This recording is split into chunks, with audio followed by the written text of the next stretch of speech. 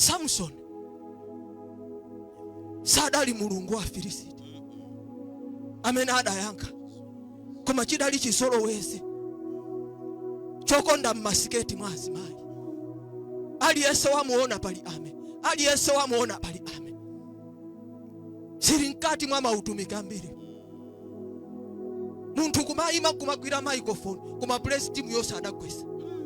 Muntu kumayima kumagwira microphone koma protocol yose adakwesa. Chizolowezi ziwanda zikati kutumula tina yoti mulungu wawo wayankha. Chizolowezi choti mmene zimakhalira ndi mmene ndikupangira.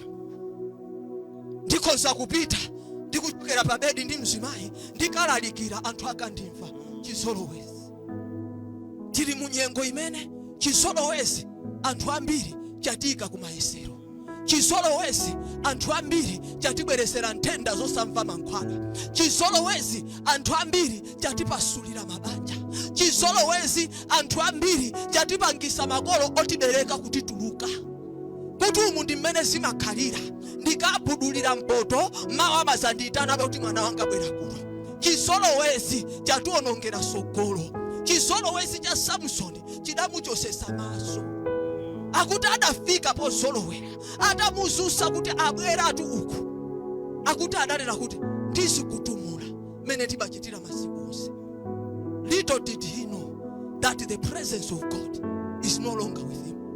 Wachokapo mulungu palibepo asamukapo.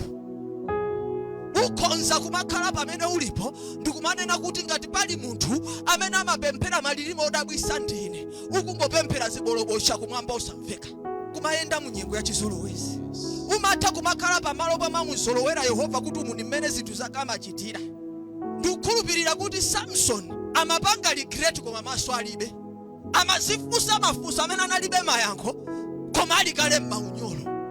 Chifukwa cha Chizolowezi, chifukwa chokomedwa kuti pemphero langa nthawi zonse mesa anati tikalapa timakhululuka.